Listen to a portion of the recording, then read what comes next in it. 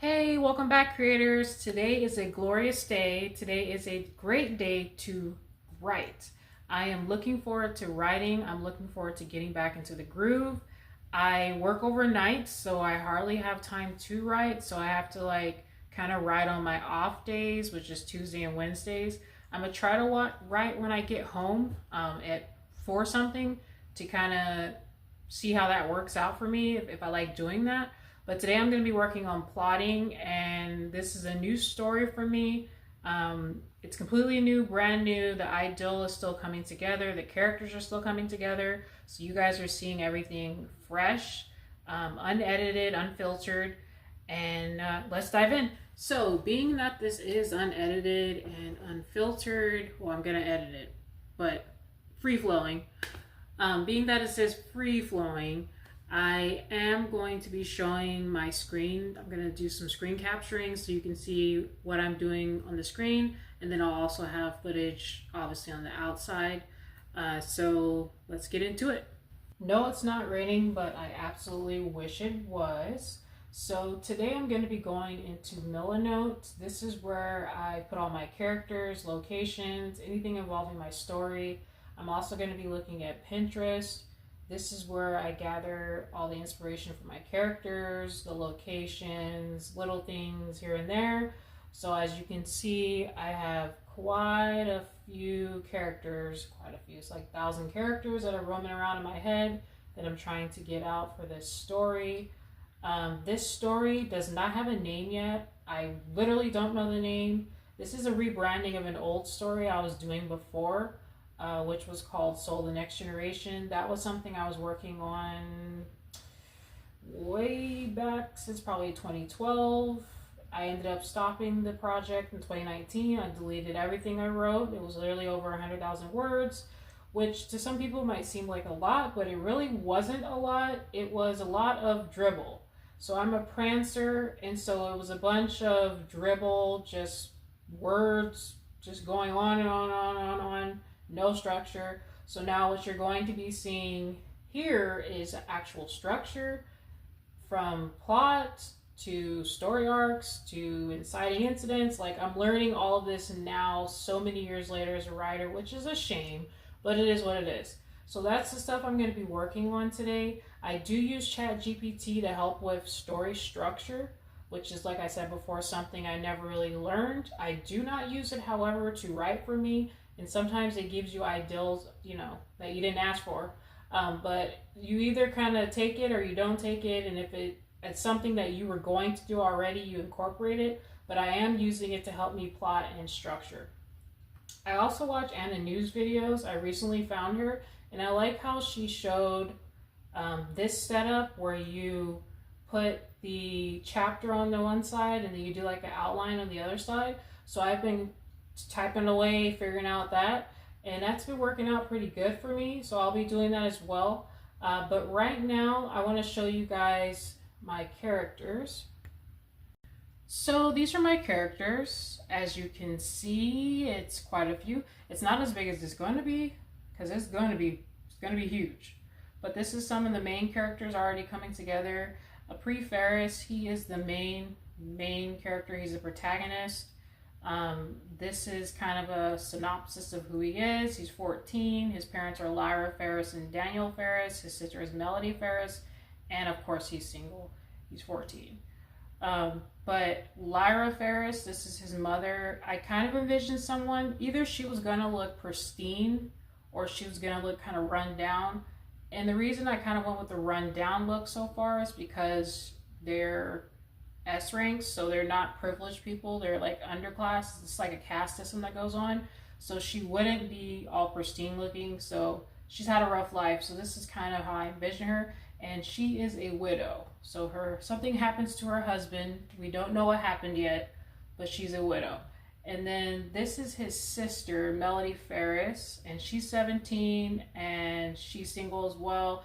And then she has a backstory of what is kind of going on with her. She works as like a servant or like an in-house keeper for P ranks.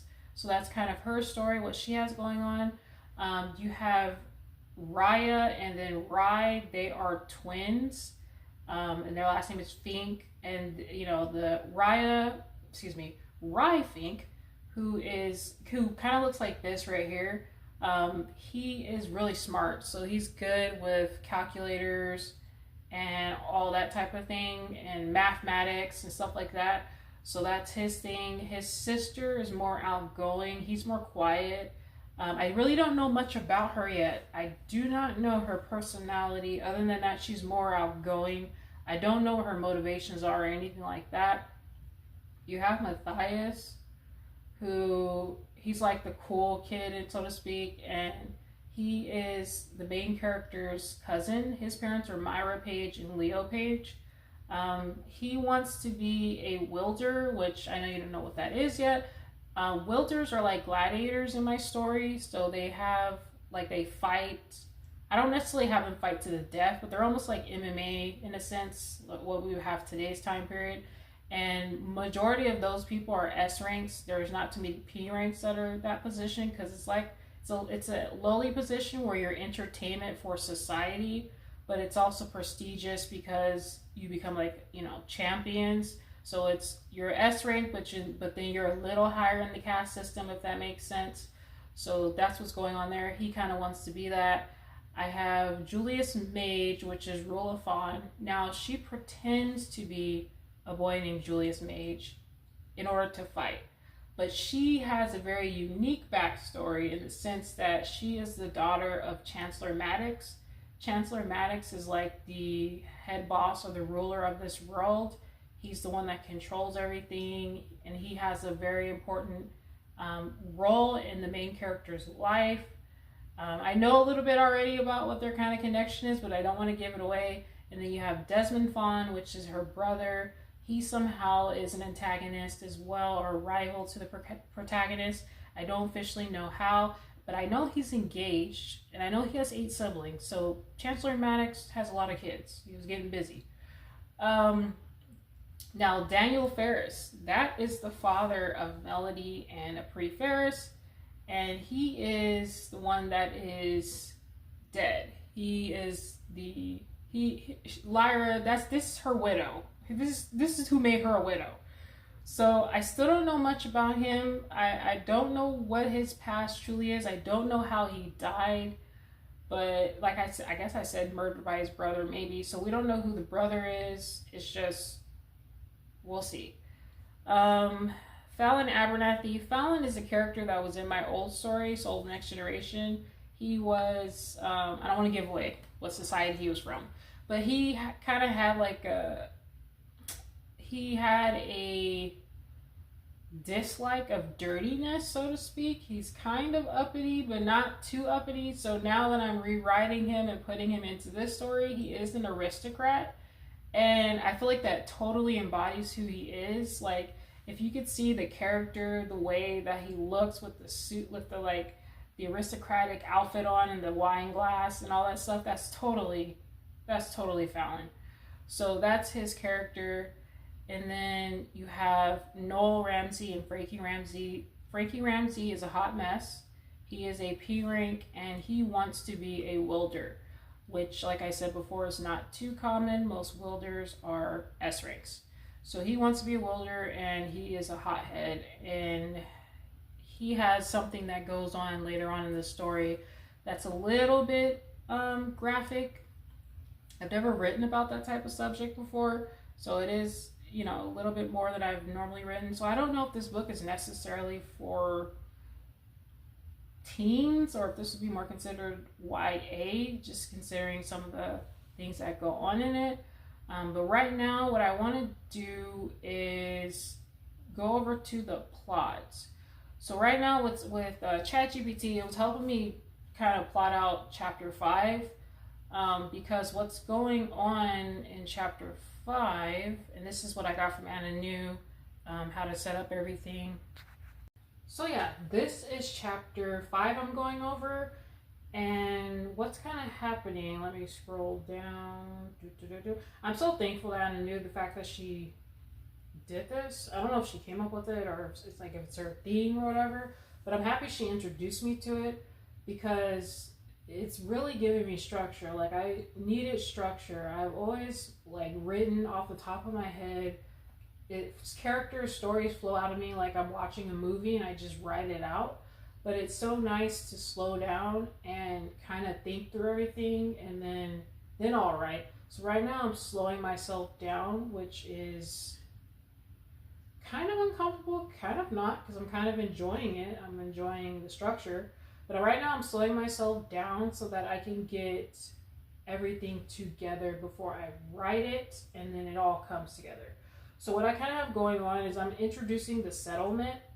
So the settlement was quiet at night but busy during the day. Houses were crammed next to each other. There wasn't any clear separation of one person's house from the other.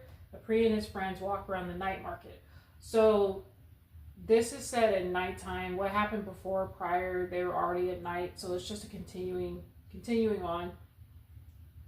So S-ranks are loyal to each other because they do live in the settlement. They all know each other, so they're kind of loyal. But there is a seedy side to the settlement. There's like drugs that are involved, and P ranks kind of come to the S ranks side of the world, so to speak, to get the drugs. And it's a highly addictive and mind-altering drug. I still don't know much about it. I think I called it Stardust. So I'm not too sure what's going on there. But what ends up happening in chapter 5 is he meets Apri, the main character, the protagonist. He meets up with a mysterious man. Now, this man, we don't have much information on him yet, what his true ambitions and motives are, who he really is in comparison to the full story. But he does tell Apri that there is a land outside of Onai. So everyone believes that there's only Onai left after they had this war. So there's a war that broke out, and they believe only their country is left. They think everything else is gone, and they live in a very controlled society with eyes everywhere. They're called eyes, but it's like artificial intelligence that the chancellor uses to kind of spy on everyone. So they think, nothing is beyond the wall, so to speak. I'm still trying to figure out if it's a physical wall, if it's like a barrier, or what's going on. But Apri, he longs to leave the wall. He longs to leave Onai and go somewhere else. He just doesn't know if there is somewhere else to go to. So this mysterious man, he shows up and he tells him, there's a land free to all. And he's from there. So now Apri's mind is like, oh God, maybe there's something outside of this place. Maybe there's more than what I know. So that gets his mind swirling. But what ends up happening is, where's it at? Where's it? Oh, okay. So what ends up happening is, prior when the story first kind of started, Apri was kind of wandering around. Then because he's a scrap collector. S-rings are like scrap collectors, the younger ones, and they bring scrap to the junk collector guy, and these scraps get used by the inventors to create things with. I still don't know about the inventors fully, what exactly they invent, what they're doing. I just know he's a scrapper. So anyways, he was out there scrapping, and then he cuts himself, and then he starts to hear a woman's voice, and he kind of wanders off, and then his friends are like, you've been gone for like ever, and he's like, he didn't have any recollection of where he went. He doesn't realize he went anywhere, so that's odd. So what ends up happening is that the chancellor, who uses his eyes, he sees a priest staring off into space, peering beyond the wall. He looks at the wall differently, so he can see, okay, this kid is looking a little bit differently at the wall. What is kind of going on? So he calls his right-hand man, which is Cornelius, which is this big, bouldering guy.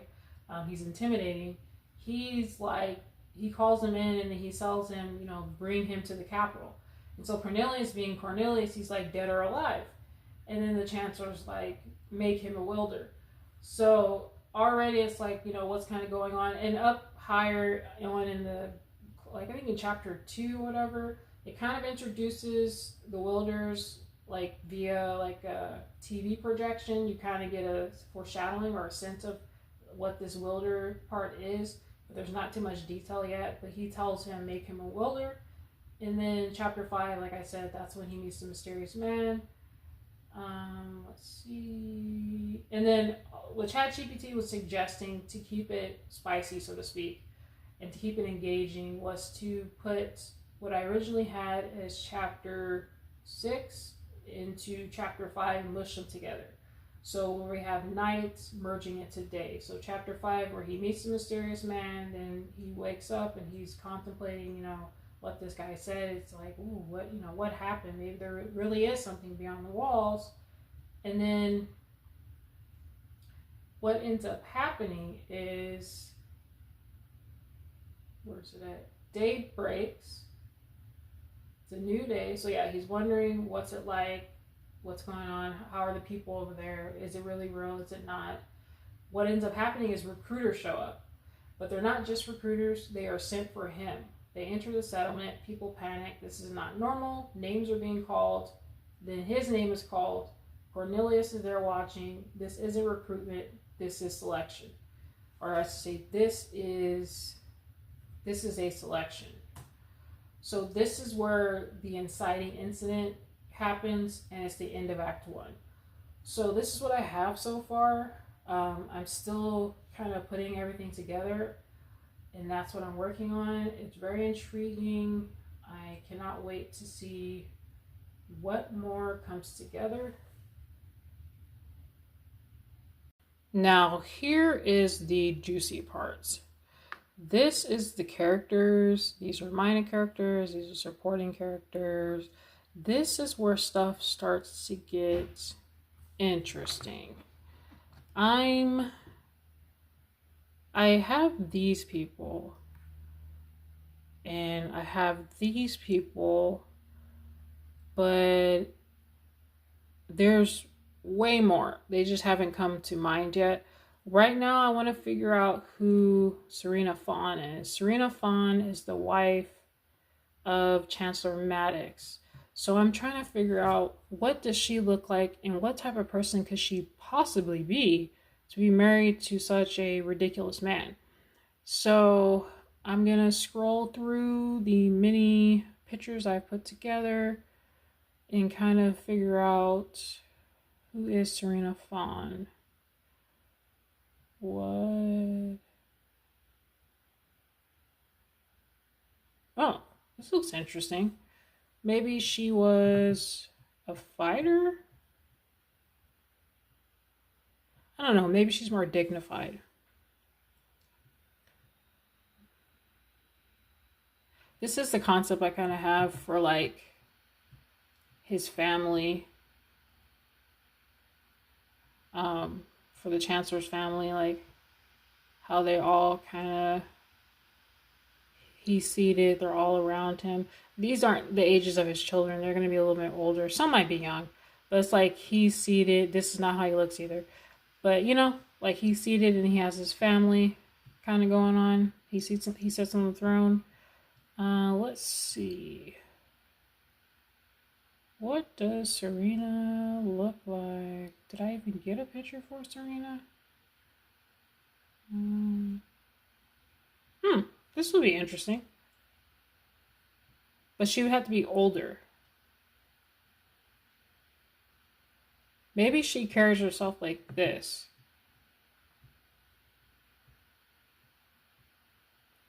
Maybe she carries herself like this. Maybe she looks like queenly versus like fierce. This is too fierce. That would be like a Wilder or something like that. I'm going to go with this. That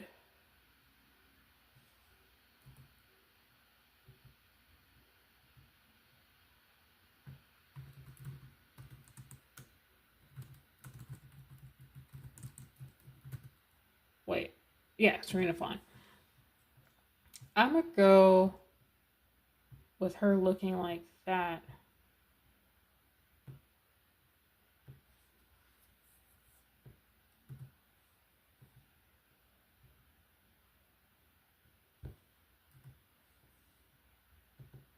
To me, that looks cleanly.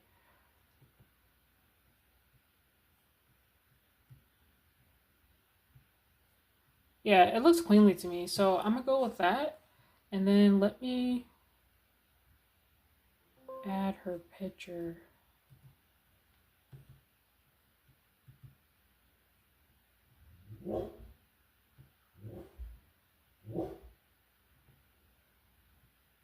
I even like the hair color, like the reddish hair. I even like that. It's different. And then her having kind of like the auburn eyes. I like how that looks. That's pretty cool. So this is Serena Fawn.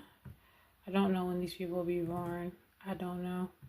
Don't know who her parents are. Don't know if she has siblings.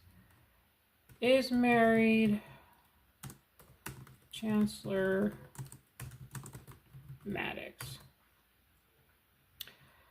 I do wonder, who is Serena Fawn? Where does she come from?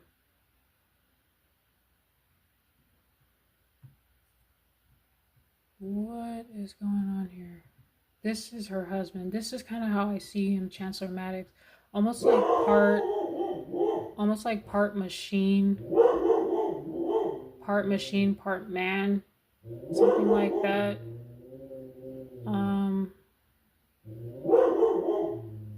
Yeah, I can't figure, I don't know about her. I don't know about her yet. Was she an S rank? And then I highly doubt that she'd be an S rank because Chancellor doesn't like S ranks at all. He doesn't like them, so I'm not entirely sure. And then Idris Saint, he's the Nubian resistance leader. I do not know much about him yet. I don't know if he's the mysterious man or what is going on, but he's divorced and his name is Idris Saint. And no, not Idris Alba, but even though it sounds similar. I like the name Idris. I just went with it. Let's see. Justice Falman. Let's find Kareem Falman. Now Kareem Falman, his story, at least originally in the other story, his story was a little tragic. He lost his wife and child to the war. I'm not sure when the war occurs at this point, so I'm not sure what he is anymore. But his name is Kareem Falman, and I had him being out of shape. He used to be in shape, but now he let himself go. So I don't think I have a character that fits him yet. I don't think I have a character that looks like him.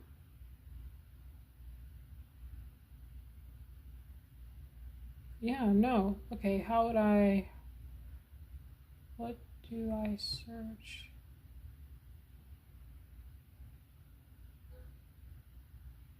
Wait, no, I don't want to search my pins. But by the way, I don't know how to use Pinterest. Just letting everyone know that right off the bat. My sister knows how to use Pinterest. She was into this for years. I knew about it for years, just never cared to actually use it. So yeah. Let's see. Fat black guy, don't laugh. Let's see.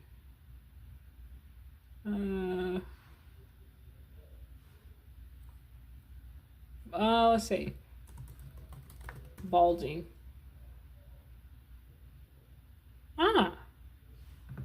He kind of has a face of Kareem. Let's see.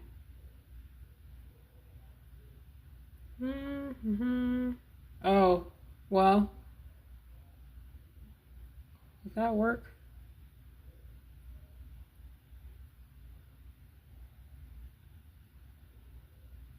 Definitely not. Would that work? Let's see. Fat and balding. Balding and fat. Some of these guys are not fat, clearly.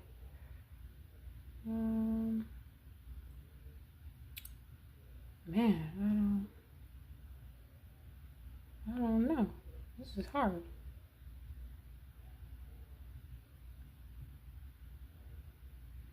I kind of like this, the way this guy's face looks.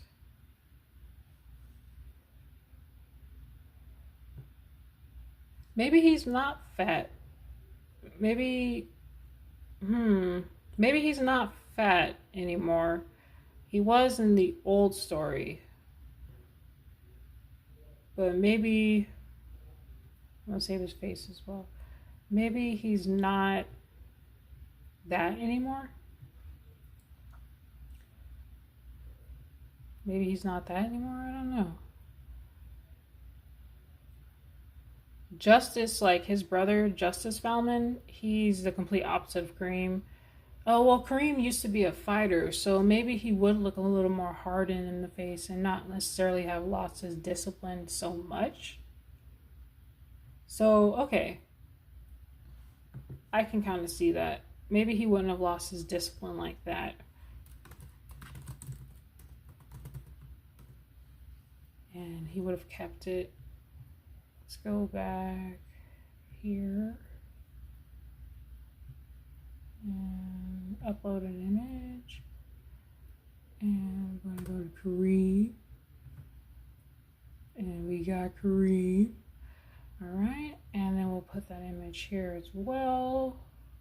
Kareem Falman. And then we'll fix that. And now we have Kareem Falman. And let's see.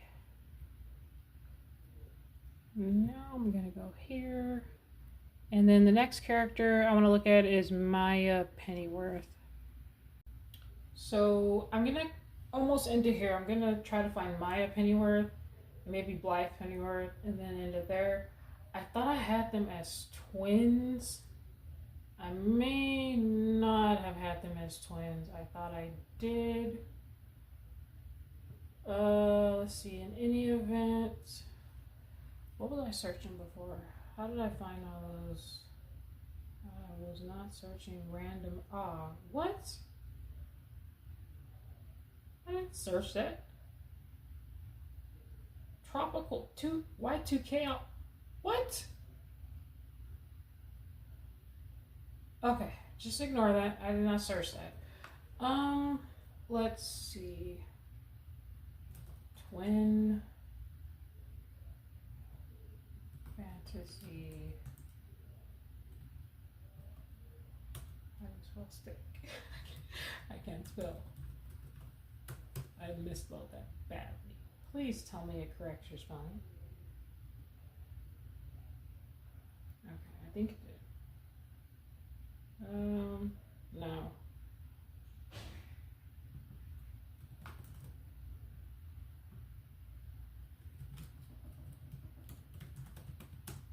Oh, I'm tripping. I do have tripping. I do have images of them saved up.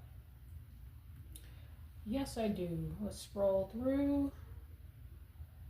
Maya and Blythe. Now, what I have so far in my mind as far as Maya and Blythe is that Justice Falman, he likes one of them. I believe they both like him though. So it's kind of awkward because one likes him, the other one. They both like him, but he only likes one. So that's kind of an awkward triangle going on. Let me see. Where are they at? Oh, here we go. So let's see.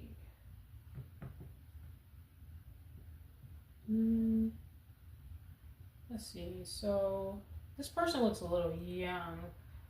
Maybe Justice is younger than I thought.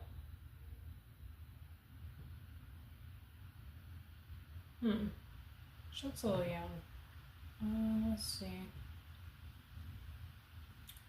We have her. She looks more mature. I like this for some reason.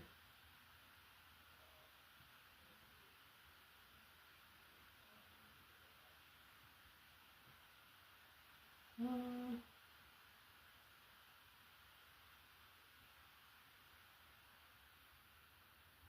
kind of like what's different. Hold on, save that.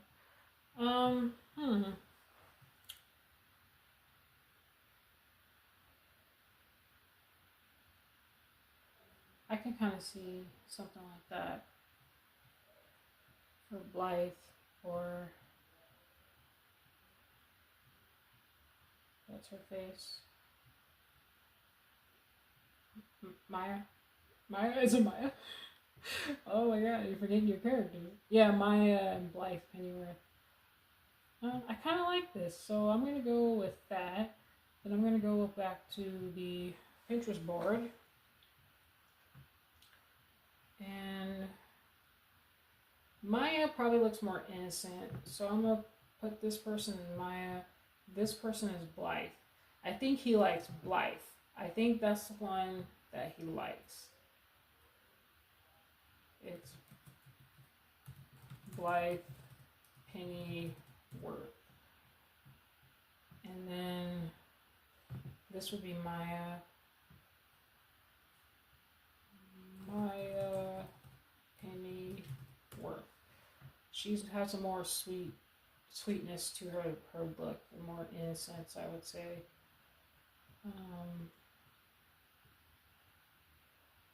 Yeah, more of an innocence to her look. So Blythe is grown and Maya is not grown.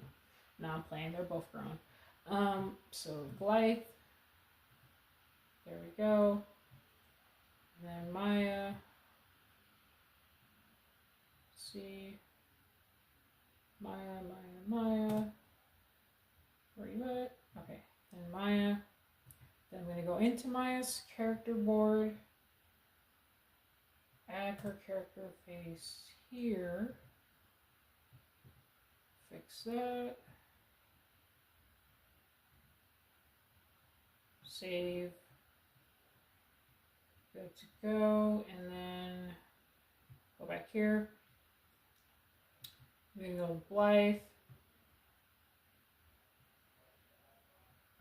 Doesn't Blythe sound like an old-timey name, like an old woman's name? I don't know where I got that from. Just Blythe and Maya just came to me. I don't know. Don't ask me. Alright, so I think I'm going to stop here for today. I could do justice. No, my back is hurting. I think I'm going to stop here today, but this is kind of what I have going on. I'm going to continue to put characters together, and I'll do that with you guys. So you guys can see me pick characters and put them together and come up with names. And then the plotting, I have up until the inciting incident. I have to figure out, once he gets recruited, where that goes, the locations, all of that type of stuff. Because I know, like, I'm going to have the rival appear. And that's the female, but she's hiding as Justice. So it's going to be quite interesting. His name is Justice, right? Wow, I was off. That's Justice Fountain. His name is Julius Mage. So she's hiding as Julius Mage. Part of the reason she is hiding is because she doesn't want her father to know. But it's kind of weird, or I don't know how I'm going to pull that off where the father doesn't know when he sees so much. But, so maybe he does know and he's letting her do her thing. I don't know. But I'm going to get more characters together and I'm going to work on the plot. I hope you guys enjoyed. I look forward to doing more of these videos. This was really cool. It gave me a chance to kind of share what I'm doing with the outside world. It's not just me doing it alone. I'm going to do more of these videos. I'm also going to show other stuff. I'm a creative person, so I want to just share my work with everyone in the world. So I hope you guys enjoyed. Thank you, creators, for watching. Hope to see you in the next video. Bye!